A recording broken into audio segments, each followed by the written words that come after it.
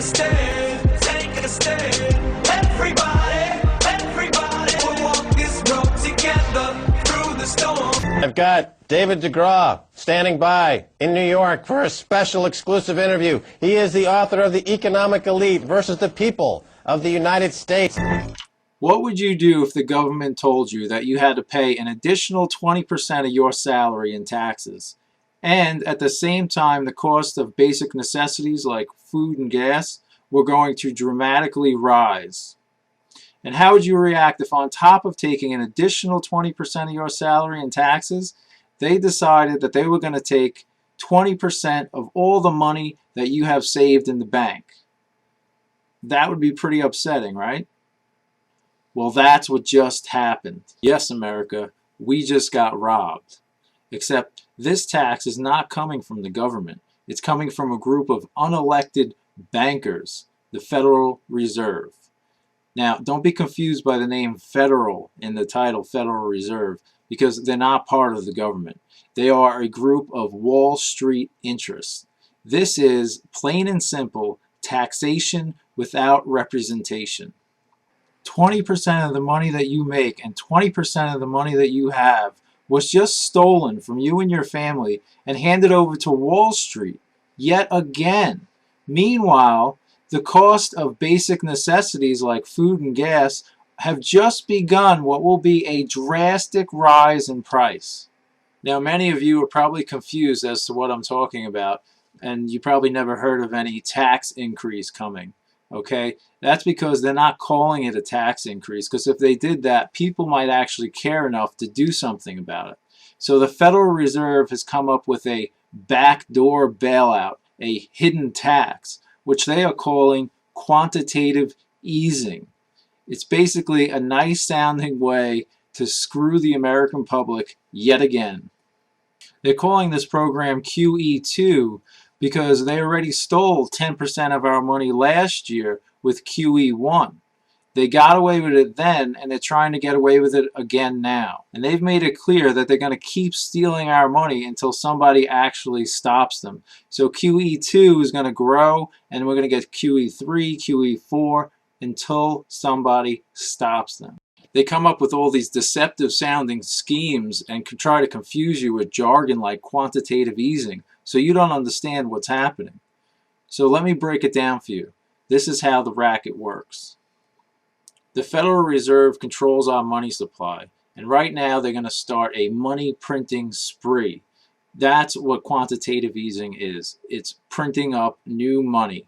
Now, they've already printed up $1.7 trillion, and they're going to print up another $600 billion. Okay, that's what they're saying. But most analysts believe that that number is going to rise to as much as $2 trillion. And our friends at Goldman Sachs, they want the Fed to print up $4 trillion new dollars. They're telling us that they're doing this to stimulate the economy and create new jobs, which sounds great, but that's a lie. They told us the same thing when they did QE1, and you see all the new jobs QE1 created, right? No. All they're doing is printing up money to give it to their banking cartel buddies on Wall Street to cover up for all the fraudulent, toxic debt that they created in their casino Ponzi scheme derivative nonsense that destroyed the economy to begin with. And once again, the only thing they're stimulating are banker bonuses. If you want to know how QE2 is going to turn out, let's recap how QE1 turned out. 30 million Americans are currently in need of work. Millions of families have been foreclosed upon. 52 million Americans are currently living in poverty, which is the highest number of Americans ever living in poverty. 50% of American children will use a food stamp during their childhood. Okay, do you get that? 50% of American children will use a food stamp during their childhood. But to the Federal Reserve, this is all a success. You know why it's a success to them? Because banker bonuses have been at all-time highs over the past 2 years. All-time highs for banker bonuses, why 50% of U.S. children will use a food stamp during their childhood, and a record-breaking number of Americans are living in poverty. So QE1 was such a success, Let's rob them again with QE2. They've literally been taking our money and giving it to themselves as record-breaking bonuses. This is why we now have the highest and most severe inequality of wealth in the history of the United States. Even the robber barons didn't rob the country as effectively as these banksters on Wall Street. In addition to having a record number living in poverty, we have 77% of the population now living paycheck to paycheck. This is up from 44% just 3 years ago. That's 77% of the U.S. public now living paycheck to paycheck. We also have 43 million Americans living on food stamps, which is by far the highest total we've ever had. So while we have 52 million living in poverty, 43 million on food stamps, they have $39 trillion in investable wealth.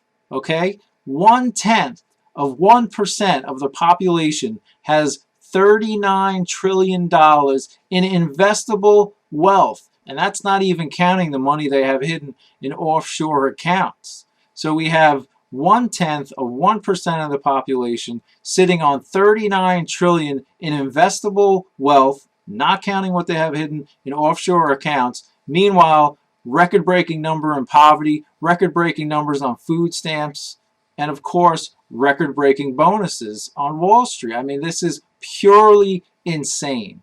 And now they're going to steal another 20% of our money? I mean, this 20% figure I'm getting from Bill Gross, who runs PIMCO, which is the world's largest mutual fund. He came out and he says this quantitative easing program the Federal Reserve is running is going to devalue the dollar 20%.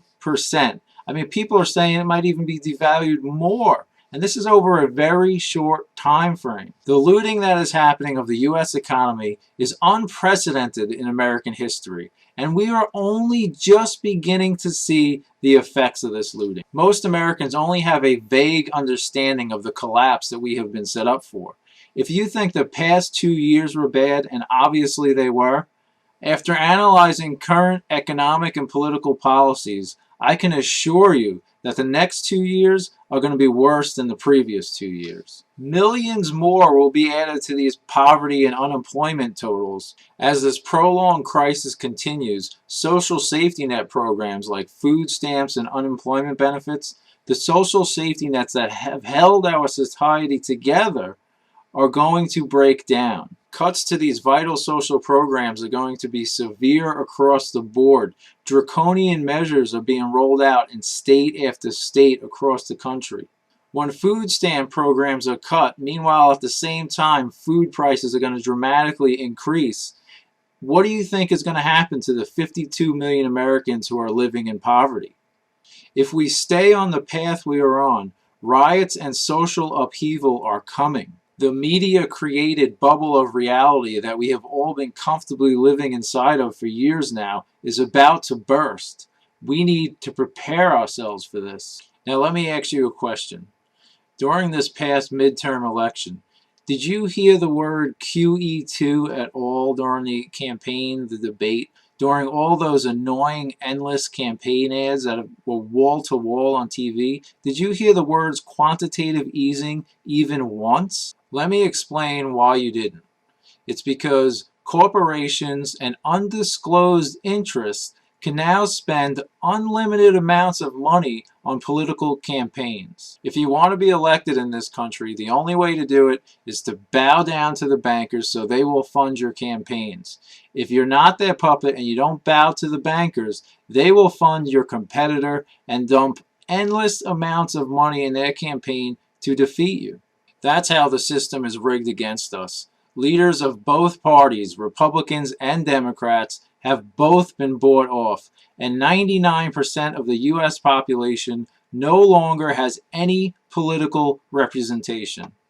These people on Wall Street are laughing at us, okay? We wanted change in '08, so we voted for the Democrats, who they funded. We wanted change this year, we voted for the Republicans, who Wall Street also funded. They are laughing at us. They are playing us for a fool.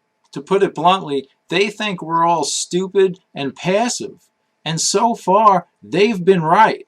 They've been able to get away with stealing trillions of our dollars, and we haven't done anything yet, and most of us are still just watching, completely unaware of that it's even happening. Until we stop being so naive and passive and realize that our country has been taken over by what is technically a financial terrorism network, until we restore the rule of law, we are going to continue on our decline and our living standards are going to severely decrease. I know I sound extreme to you. I don't want to be sitting here on this video ranting like this, but we have to do something about this. I mean, open your eyes, look around. I understand that the general attitude among the population is that, for our entire lives, we've had it really good economically here in the United States. And the thinking is, yeah, it's been bad for the past 2 years, but you know what? It'll turn around. It always does. Well, we've never been through anything like this. This is much more severe than anything we've ever experienced. And things are not turning around. When trillions of dollars are looted from the economy, and the people who did the looting are not held accountable, and they are allowed to remain in positions of power, only a fool would think that anything would be getting better. I mean, obviously, with the people who stole our money still running the show, things are not going to improve, okay? The technical term for the governmental system we're living under right now is a banana republic. The rule of law does not apply to 0.1% of the U.S. population. Unless we urgently demand that the government restores a rule of law, we are going down, and we are going down hard. Our country has been attacked, looted, and burnt to the ground economically. The wrecking ball came through once, and it drove 50 million Americans into poverty. And that wrecking ball is about to swing back again and take with it another 50 million more. We need to understand that we are in an all-out economic war right now, and we are being viciously attacked without forming any resistance. The people attacking us are only 0.1% of the population. If we could recognize this fact and organize on common ground, we can win this war. Turn off your TV sets and look around. People are rebelling all over the world against this same group of people. And I'm not talking about in, backwoods countries that you've never heard of.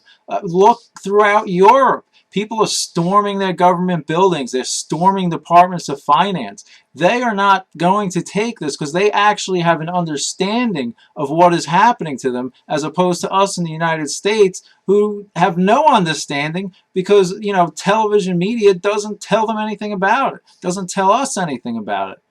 Unless we urgently form a broad-based resistance movement built on a common ground platform, our living standards will continue to decline at an increasing rate. And one more thing.